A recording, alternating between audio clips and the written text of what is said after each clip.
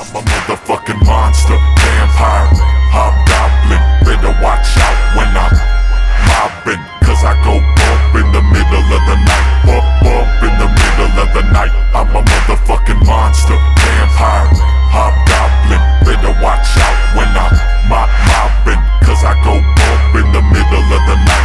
Bump in the middle of the night. I'm a motherfucking monster, vampire, Nosferatu. Once you let me in, that's when I know I got you. With my set of fangs, sever veins, I will never change. I'm forever strange and deranged, where the flames and the light, if it's indirect. Night menace in effect, bite bitches in the neck, might finish. Hi, my name is Justin Strawstone of Nice Enough Entertainment, in partnership with Obscure Diamond Productions, and this is the Back Talk Sessions, Episode 2. Today I'm with C-Mob out of Indiana. How's it going, C-Mob? Good, how you been? I'm good, man. Good to see you again. Yeah. It's been a little bit. What's new? You know, working and staying busy, working on music, doing the whole juggling act. You know what I'm saying? Because I don't just do music. You know, I'm also a father. I work a regular job too. You know, right now, because I like the stability. I like providing the stability for my family. You Absolutely. know, a lot of people think that once you start making music, you can, you know, you gotta quit everything else. And I'm a rapper now. Look at me. You know what I'm saying? Right. I can't let people see me work a regular job. You know. Right. And no disrespect to the people that do that, but you know, I like to let people know that you can do whatever you want to do. Whatever works for you, whatever works best for your family and your situation. You know what I'm saying? So. Absolutely. And I think that's what makes you so relatable, man, because that's one thing with hip hop. There are a lot of people that are working regular jobs. There's a lot of people that got other things and other projects and other ideas and businesses. And like you said, there ain't no shame in having different things in the fire and, you know, working for your money, providing for your family. What made you get into music, man? Where's your roots? What made you want to start rapping? Well, I've always loved hip hop ever since I was a kid, you know. And as a kid, like, you know, going through shit, I found that writing was a good way to, like, process things. You know what I'm saying? And hip hop is poetry to a beat. You know, at least good hip hop is, but you master the poetry part, and then you master the performing it to a beat part. So. Right, absolutely. What age were you, or what point in your life were you at where like, okay, like I like writing, but like I might actually want to make this a part of who I am, you know, and to where you get to that line to where it's like, okay, I'm taking this serious. Well, I started like rapping when I was like 14. Mm-hmm. And I'd say around like 16, 17, 18, you know what I'm saying? Yeah. Like we started like getting like karaoke machines and trying to like record our shit, like, you know, the bootleg shit, you know?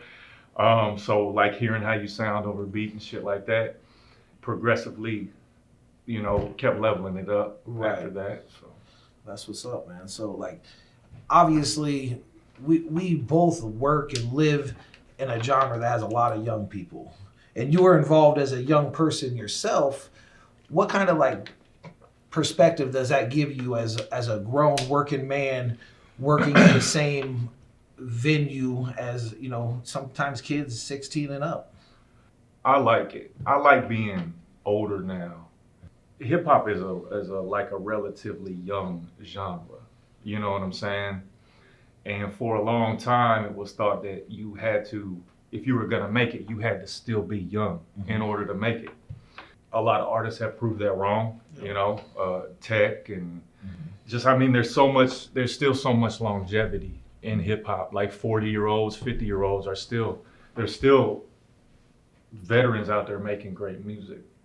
So personally, me, like, I'm glad that like, the things I've been doing lately, the big things I've been doing lately are happening at an older age because, you know, like some of these situations that come with it that I've been exposed to, that I've been in, if the younger me that didn't really know how to process his emotions and handle confrontation the way I know now, you know, if the younger me was put in those situations, it would have been a whole different story. I could relate to that so much. And this ain't about me, but yeah, it's interesting when you have that the wisdom and the parts of a journey to help put things in perspective on this side of things. And that doesn't always come with age. No. You know what I'm saying? Because there's some people my age that are still fucking jackasses. But it comes with, just like a self-awareness, a self-knowledge, if you're constantly trying to better yourself. Right. So, do you think it maybe gives you like an advantage as, like you said, your level up came, at an older age, but now like as opportunities are coming, because I mean, let's be honest, you have some good forward momentum. You killed it on the group therapy tour. Yeah. There's rumors that you might be doing some more touring next year. Do you think you have an advantage going into those situations with the knowledge and the wisdom you have? Definitely. Okay. Definitely. An advantage in several different aspects, like it makes for better music, more relatable music. It makes for getting along well with other people while on tour, you know what I'm saying? Because you're spending a lot of time together with a lot of different personalities. And, if you know how to manage yourself, then those situations come out better. Those relationships come out better in the end. Absolutely. And a lot of mature people in the van, now that I think about it, a lot of people that have been through a lot of things for group therapy. Yeah, man, that group therapy tour was just good vibes all the way around. Like, shout out to ISO, shout out to Taebo, Snake, Jay Influential, you know what I'm saying? Like, it was just good vibes all the way around. Absolutely. We had the driver of the year with Otis, too. Yeah, Otis is the dude. So you've done a lot of different work with a lot of different people. What would you say was your favorite feature? And then after that, what would you say is your most important feature where maybe you learned the most from? That's a good question, because like I like to make music that I like. So the people that I try to feature on my shit is people who I like grew up listening to and stuff like that, like the Dayton family. Yep. Back when I did a feature, with the Dayton family, like they were one of my biggest influences growing up. Bootleg, Shoestring, Tech. Like, man, when Tech called me up and got me on his album, like that was one of the biggest moments for me ever, because Tech is probably my like main inspiration. Like, what his album music was that? So people can go find it. The Nina album. The Nina album. Yeah, and the song's called I Don't Remember. Okay. So and we did a video for it and everything. So it was part of the Cathartic series. Go check that out. What is your relationship with Tech Nine and Strange Music? I feel like people sometimes don't really know where, some people, I've seen comments where like, oh, that's the lawyer. Yeah, I played the lawyer in the videos. To be honest, like I'm just a big ass fan. You know what I'm saying? Like that's how it started. Like Tech's music always resonated with me, ever since I was like 17 years old. So for over 20 years now. And I've just always been a fan. I've always supported when I was always a dude that show up to the VIP and shit like that, and just genuine interaction. Just a fan showing love, and not like an artist trying to jump on the Strange bandwagon because he feels it's gonna get him somewhere. You know what I'm saying? Like, yeah, I'm a fan. Like I respect the fuck out of Tech Nine, and the fact that I can work with him and actually call him my friend is just a huge blessing. Absolutely. And it's genuine. I could tell that. I feel like, and I mean, there's a lot of people out there that are capping on like relationships and friendships and whatnot. You won't ever hear this man talk about it, but I try to not be that guy. You know what I'm saying? Like, oh, I'm friends with so and so. Look at me, blah blah blah. Because there's so many just bullshitters out there, and I don't ever want to be even considered to be one. Like a lot of the shit that I do, I don't talk about it. Like that's one of the reasons why I turned down a lot of interviews. So like you're getting an interview out of me right now, you know what I'm saying? But I like to let my work ethic and my music kind of speak for itself. Like, even doing this interview right now is kind of weird because I'm not really the type of dude to like toot my own horn and be like, Right. look how awesome I am. Look at me, I can suck my own dick. You know what I'm saying? Like, right. And those are the interviews we want. We want to put people, you know, in spotlight people that are actually out there working and coming from the underground.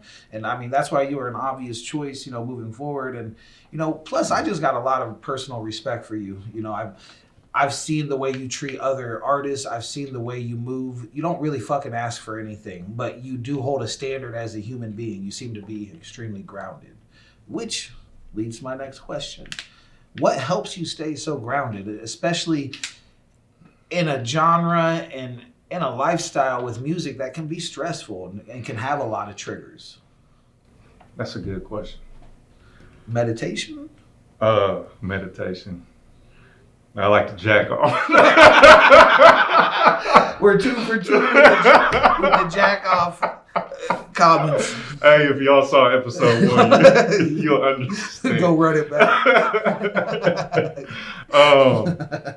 Man, I don't know, man. What helps keep me grounded? I just not look like a jackass. Right. You know what I'm saying? Like, there's so many people out there. Mm-hmm. It's almost like rappers feel like they gotta be flashy and arrogant and shit like that, and that's just not me. Right. You know what I'm saying? And then on top of that, like, I grew up in the age where, like, being a white rapper wasn't really cool. Right. You know what I'm saying? Like, if somebody found out, you know, you were a rapper, they'd be like, oh, you're trying to be like Vanilla Ice, or, right. you know, or look at you, Slim Shady. Like, fuck you, bitch. You know what I'm saying? But I don't, like, go out and brag and, you know, look at me, look what I'm doing.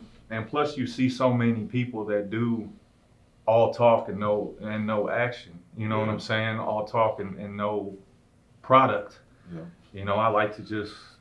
It sounds like you reflect. It sounds like you actually care about, like, how you treat people. And I feel like that's okay. It's okay to do that. I see people out there all the time to where it's like any attention's good attention. And that's not true. No. For longevity, that's not true. If you got to compromise your character and, you know, your respect in order to get attention, that attention is not worth it. Facts. You know, I'd rather have 100,000 fans and be respected than have 100 million fans and just be a fucking goofball. Hopefully this ain't too personal, but some fans, and I know because I was with you a lot of it, but you didn't drink or smoke during group therapy. First of all, what was your reasoning? Because, I mean, not that you're known as a huge party animal, but I mean, there's a group of friends in a van traveling around having the time of our lives. Yeah. What did that, like, sobriety do for you as far as, like, changing your experience with the touring and the shows? Did it benefit you at all? You know, we were like the first people to tour right after the pandemic. Facts. And I didn't want to compromise my immune system. You know, I didn't want to be out there sharing blunts and, you know, getting fucked up and just, you know, potentially exposing myself to some germs I didn't need to, be exposed to. We're already around so many people. Another reason was, believe it or not, I'm like socially awkward. You know what I'm saying? Like I get social anxiety when I'm around a lot of people.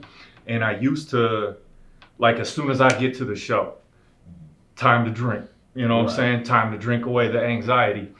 And I remember seeing an interview back in the day. It was like a Run DMC. Right. He said that he used to get mad anxiety before he went on stage. So he just started drinking. And like he ended up like a full-blown alcoholic because of it, with health issues and shit like that. I don't want to end up like that. Like, it's time to, you know, a wise man told me that in order to get to your blessings, you have to enter the fear to come out on the other side. Facts. Being sober was and dealing with people and going on stage was kind of like a big fear of mine. And I wanted to conquer that, and what better time than on tour. I love it, and that was something that, you know, I'm definitely guilty of smoking a lot of weed on tour. And I tried to Percy Miller it as much as possible. It took a long time to get to some of those shows. A couple wrong turns. The fact that we were out there, you know, when things, you know, that was like before, like, people had the Well, the vaccine. Yeah. I want to say the antidote for some reason. The vaccine. You know, so we were out there and we're taking a chance. It ended up being beautiful. Taking care of ourselves and taking care of each other was a huge part of it, and getting to the other side healthy. So, like, you were definitely like the mature person in the van, and we needed that, you know, not to make you like the father figure or nothing, but you definitely helped us level out in some situations. So can you tell us just a little bit about like your creative process?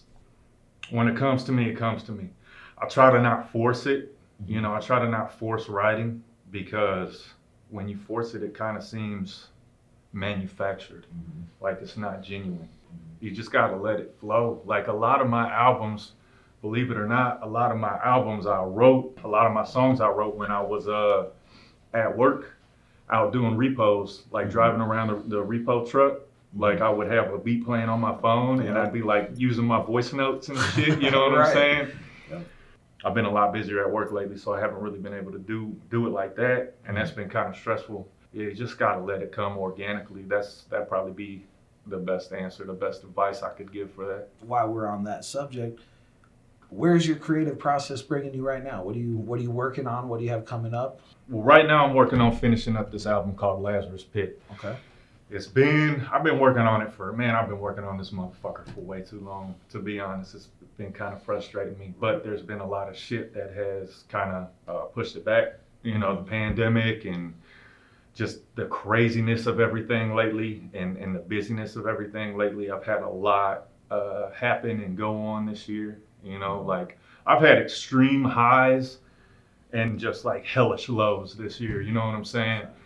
And I just kind of been trying to navigate through all this. Like I've had the best year of my life and the worst year of my life at the same time. Right.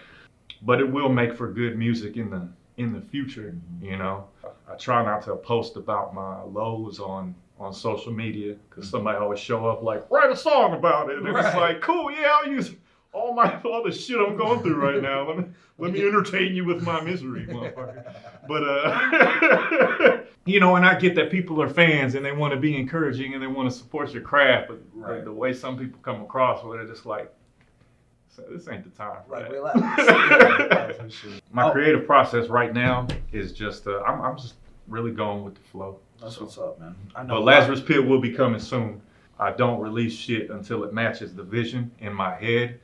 And Lazarus Pit is a continuation of The Devil and Dickies. If you have not checked out Devil and Dickies, go check that out. Some of the visuals that go with it are just absolutely insane. So you got my word. Yeah, The Devil and Dickies, that's like my dark masterpiece. And it's extremely dope, man. Thank you. And what's interesting about you is I feel like your music, that you can do something that creative and that, like, you know, wild with all the devil stuff, but like I feel like you also are super relatable too. So there's people all the way from like horrorcore to gangster rap that fuck with C-Mob, and it's interesting. And I mean, I'm glad that I got to see it. I like to try to not wrap myself into a box. You know what I'm saying? Because there's so many artists out there that'll have like success with one thing, and then they like try to make that their entire identity, and they've put that and they've essentially just put themselves in a box. You know, ever since I started rapping, I always told myself, like, I don't want to be labeled as like horrorcore. I don't want to be labeled as this. I want to be labeled as that. I want to be able to do it all. Like, I want all my albums to be like full circle. Like, you can find any mood on my album. You know what I'm saying? So absolutely. We know you got a show tonight with King ISO and Taebo. Yeah. Got a new album coming out, Lazarus Pit. I think we're going to go ahead and wrap this up. We appreciate you for your time, and look forward to talking to you again maybe next year, and we'll see where everything's at. Yeah, for sure. All right, man. I appreciate you so much. Yep. Even on my level, fuck 'em, I ain't even really gotta kill 'em. My enemies ain't even on my level, fuck 'em, I ain't even really gotta kill 'em. My enemies ain't even on my level, fuck 'em, I ain't even really gotta kill 'em. My enemies ain't even on my level, devil tell me, do I really gotta kill 'em? You gotta kill 'em. Straight kicking it, sitting here with the devil that we're drinking while I'm thinking, is he really so iniquitous? Is Satan really what they portray him to be? Is the embodiment of wickedness? Y'all know how the system is. The media will twist shit like licorice. And what if the beginning was no different? Then the devil said, look, just stop and listen. I came here to give you a proposition. Kicking it is cool, but it's not my mission. You deserve more and I got a vision. I knew you in the womb like an obstacle. obstetrician when you didn't even have a pot to piss in.